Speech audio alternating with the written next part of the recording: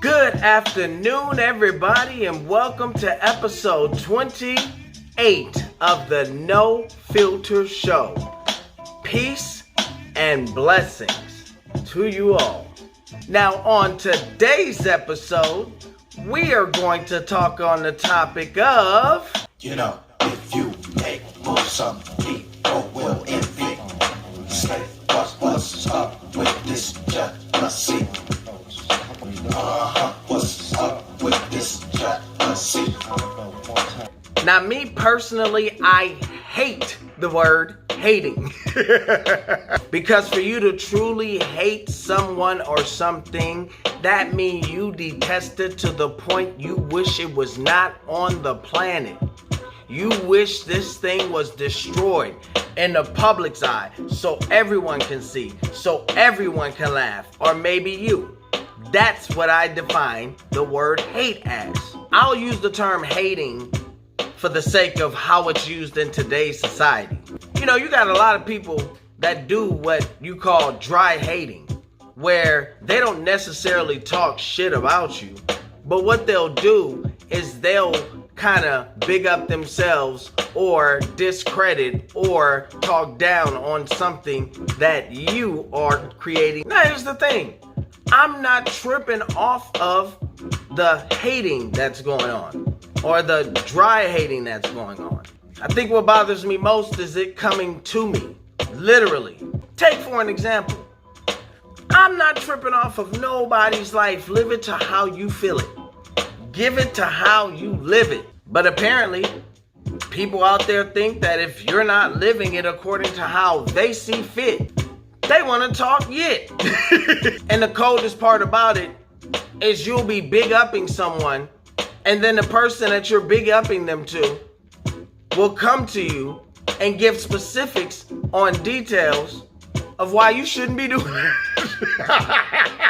I mean, imagine a shock when you're giving praise and respect to someone or something, and the person that you're giving it to literally knows details about how that person can't stand Shaz's ass. And it's okay.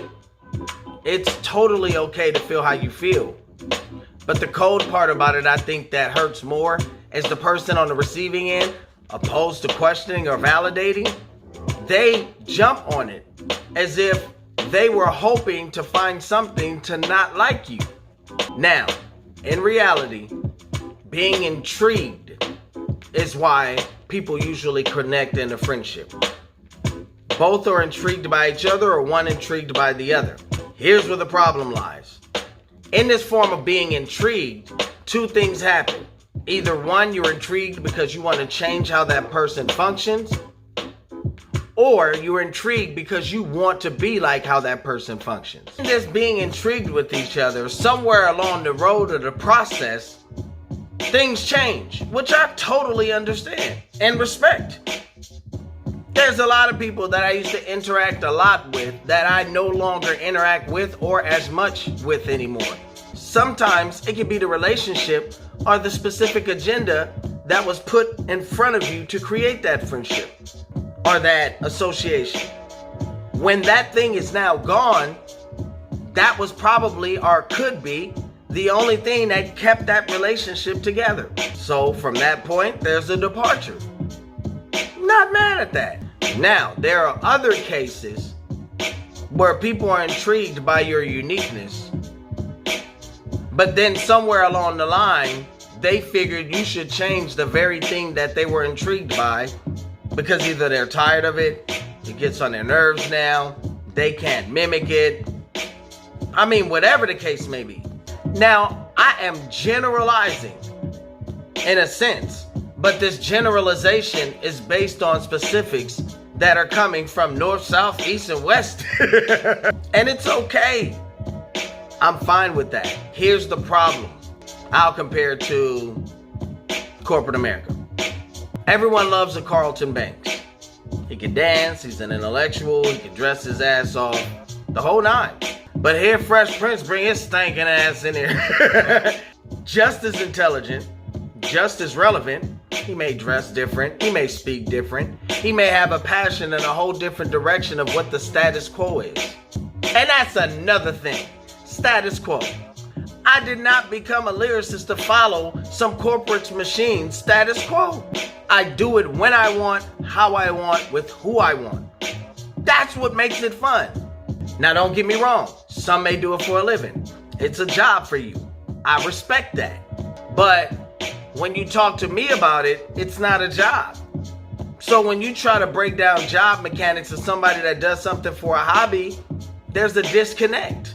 Like, I rarely talk about what I do for a living. Rarely. Because this is my time away from that. But imagine everywhere I went, I talked about my 9 to 5, which what I do for a living is relevant to anybody out here with an automobile. I have a friend that just loves putting kit cars together for a hobby. And I'm busy trying to tell him about premiums, insurance, how to insure him. And he's like, dude, I'm not into it for that. I built these kit cars. I get a purchaser. That's it. But I keep trying to push him to get into the industry. And he tells me, no, I'm good. I would be totally out of line to start talking crap about him because he's not doing it according to the standard in which I practice. He's made it perfectly clear he's done it for a hobby or for fun. And this goes for anything in life. When you are passionate about something and you are set in your ways and your intent is righteousness and it's your thing and you make it perfectly clear that it's your thing and you're not trying to adhere, bend, or fold to what else is out there, and the opposition is still trying to give that information to you as if you're playing that game, walk away. At this point in my life, I can't say it clear enough. This page right here was set up to set a record for the most improvisational freestyles ever recorded. After accomplishing that, I figured I'd set another record by doing what I'm doing now, because to this date, I don't recall anyone ever doing this before. So why you all up in my biz about what I made perfectly clear? Or even deeper, why are you paying attention to it? Keep scrolling. I totally respect that. That's why the epiphany I've had over the last couple of days, I've made it law to myself. Don't discuss what I do as a craft with businessmen unless they're cutting a check or they're giving me rights and ownership. Period. I'm not tripping off features or anything unless you're cutting a check. Period. I don't want to talk about how I should and shouldn't unless you're cutting a check. Period. Which the crazy thing to me is, it's my hobby people have the most opinions about. Not my regular everyday life, but my hobby. But all in the same, I love all of you guys. Even in finding out the drama and the disrespect because of a hobby. People are upset because of my hobby.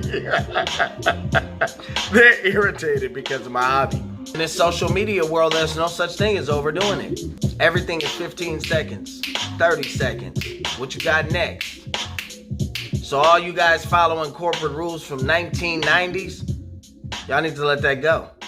Now, I own no rights to this beat, produced by Alchemist. This beat is amazing, brother. Hopefully one day we'll get a chance to work together. To those who know who you are, I love you anyways. But there's no more reasons to pretend. Do you, and I wish you the best of success in life with any and everything you do. To those who are new to the No Filter Show, welcome. And I appreciate you appreciating the appreciation I have for expressing my passion. And without further ado, lyrics by C Keys, production by Alchemist. No Filter Show, episode 28. Peace and blessings. In retrospect, when I reflect, all the lessons that I've learned, I will never forget. Run a self-assessment test, and it's always the same. Think I'm chasing after fame in the game for a check. And as an artist who is passionate, I'm gonna represent. Cause of this, they wanna diss for my hobby in the form of a gift. Spit a present like December 25th. I intercede for them. Can't believe the envy and the greed in them. Despite them all, I wish them the best. Still believe in them. What does it matter that I rap like the Mad Hatter? A picture while they strike out. Hey, batter, batter. I serve it and then I play the weight up summer soft as cake batter. It doesn't matter cause my business is the main chapter. Music, I am back at her. Records I came to shatter. And now here comes the chatter. The backstabbers, but what hurts the most is y'all believe the speaker box that speak the hoax. And get together, gather feelings and opinions on how one choose to live their life instead of yours and living on. They claim you're ace and smiling all up in your face, taking up space, but when I'm gone, they wanna bury me in a suitcase. I don't have nothing to say, I wish you well, but a penny's worth more than I care to throw a wishing well. I cast a spell of success in your life, but the shoulder throne is overgrown, undertone is cold as ice.